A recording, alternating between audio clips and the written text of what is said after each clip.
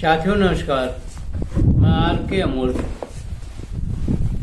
आज आपको धर्म की विडंबना के बारे में बताएंगे कि जो धर्म से मतलब मेरा सांप्रदायिक धर्मों से हैं।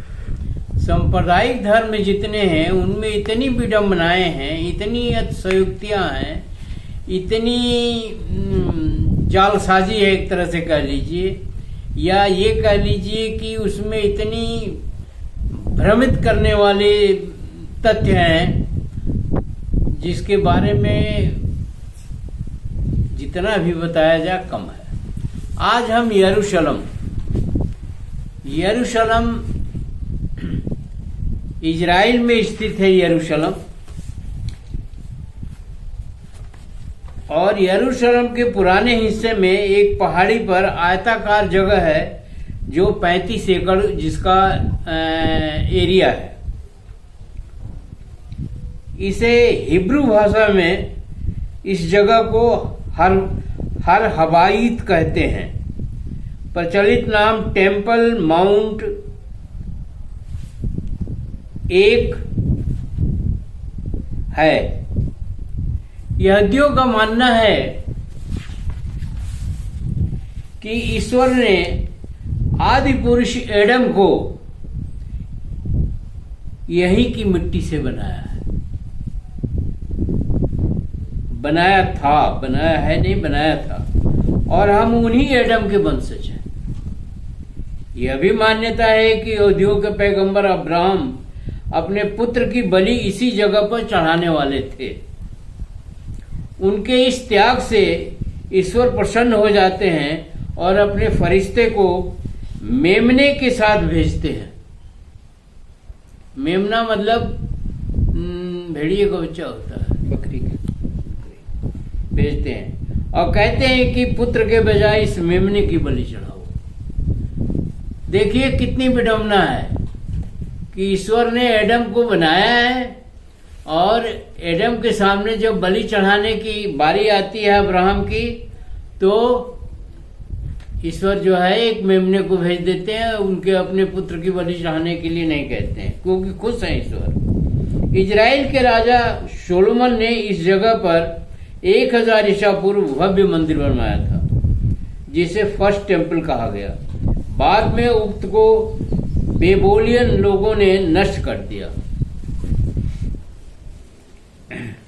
बाद में 516 ईसा पूर्व में यहूदियों ने फिर मंदिर बनवाया, जिसे सेकंड टेम्पल कहा गया, जिसको रोमन्स ने सन 70 में तोड़ दिया। अब वहां बचा है वेस्टर्न वॉल, जहां पर यहूदी प्रार्थना करते हैं। ये यहूदियों के बारे में जो आज की कहते हैं कि बड़े टेक्नोक्रेट्स होते हैं और बड़े बुद्धिमान होते हैं और उसी जात से बिलोंग करते थे प्रसिद्ध वैज्ञानिक आइंस्टीन। अब उसी के बारे में मुस्लिम धर्म में बताते हैं। मुस्लिम धर्म के अनुसार पवित्र जगहों में पहला स्थान मक्का, दूसरा मदीना और तीसरा हरम अल शरीफ, यानी वही 35 एकड़ की भूमि है। 3 स्थान हुए, मक्का, मदीना और हरम अल शरीफ, जो 35 एकड़ के अंदर ही है। उसी 35 एकड़ के अंदर जिसमें यहूदियों के मंदिर हैं। कुरान के मुताबिक 621 ईस्वी की रात में पैगंबर हजरत मोहम्मद साहब उड़ने वाले घोड़े पर सवार होकर मक्का से यरूशलेम आए। मक्का से मोहम्मद साहब जो है घोड़े पर सवार होकर यरूशलेम आए और यहीं से जन्नत में चढ़ गए। यहाँ उन्हें अल्लाह ने कुछ आदेश दिए।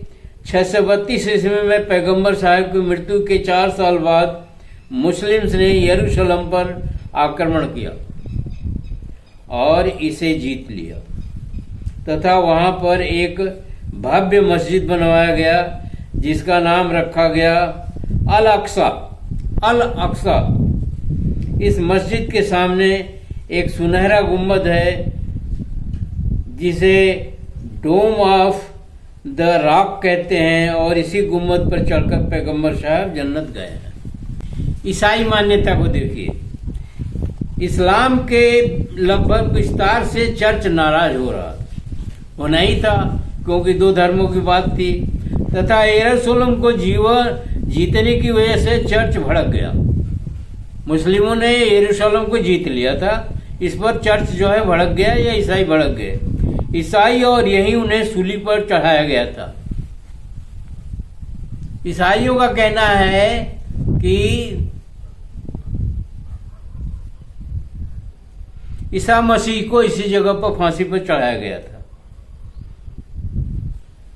और यहीं उन्हें सूली पर चढ़ाया गया, तथा मान्यता है कि दोबारा ईसा मसीह आएंगे और यरूशलेम में प्रकट होंगे। यहूदियों से जब जमीन छीनने की बात मुस्लिमों ने इस जगह को जीत लिया था, और इसके बाद ईसाइयों ने सन 1099 में यरूशलेम को जीता, फिर मुस्लिमों ने 1187 में से जीत लिया। ये यरूशलेम का कंट्रोल मुस्लिम के पास 1967 तक बना रहा। 1948 में इजराइल के गठन के बाद ही इजराइल यरूशलेम को अपनी राजधानी बनाना चाहता है, लेकिन फिलिस्तीनी इसका विरोध करते हैं।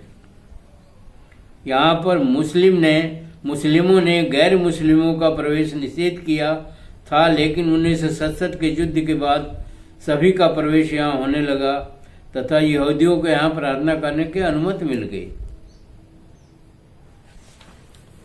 इस प्रकार इन तीनों कथन से आप तीनों कथन का अध्ययन करिए और आप इस निष्कर्ष पर पहुंचेंगे कि एक फर्जी कह लीजिए या एक धर्मांधता की बात कर लीजिए, उसको लेकर के तीन समुदाय आपस में लड़ रहे हैं, और फिलिस्तीन की लड़ाई का कारण ही यही है, वो 35 एकड़ जमीन। फिलिस्तीनी भी लड़ रहे हैं, मुस्लिम्स भी लड़ रहे हैं, यहूदी भी लड़ रहे हैं और ईसाई भी लड़ रहे हैं।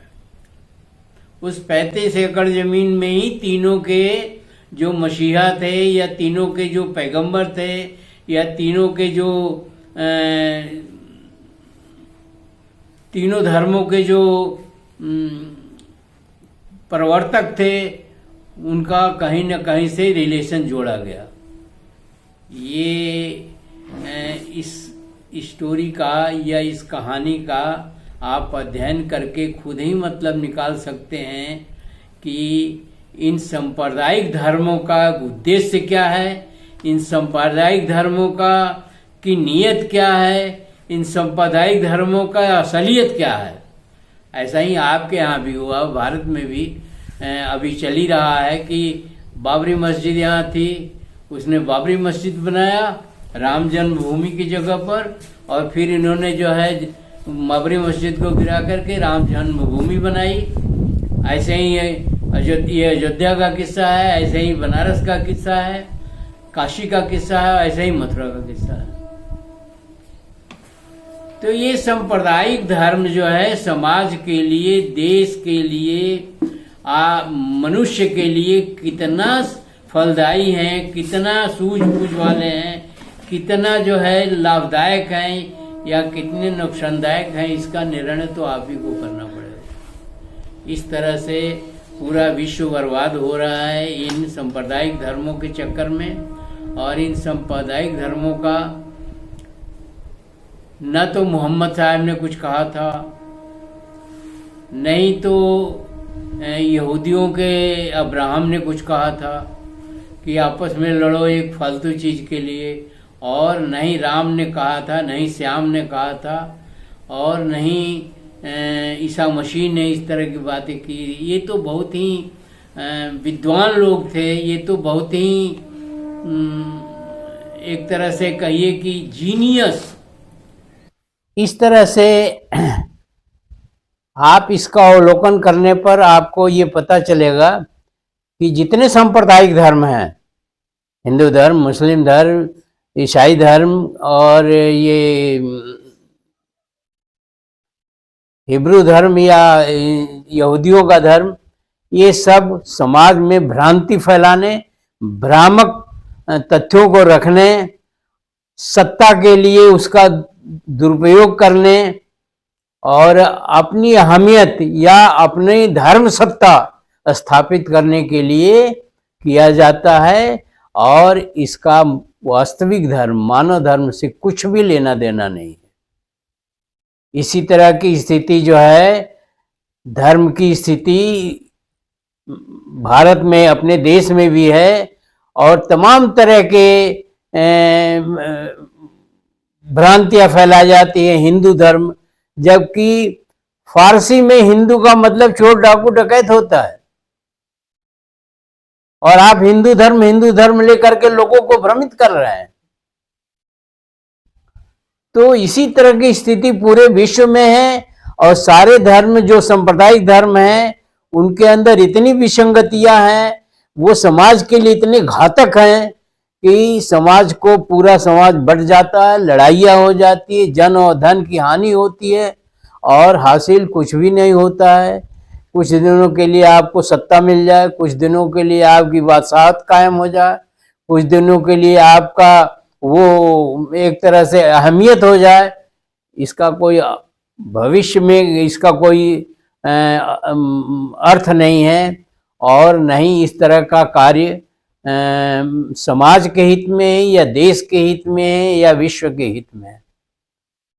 तो हम तो यही अपील करेंगे कि इसके बारे में गंभीरता से सोचिए और सोच करके हमको भी बताइए और अपने भी समझिए, और समाज को एक गलत संदेश न दें, एक समाज में एक गलत फहमी न फैलाएं धर्म के नाम पर, जिससे समाज का भारी अहित हो। इसकी जगह पर शिक्षा, स्वास्थ्य इत्यादि को लें आप, तो बेहतर होगा।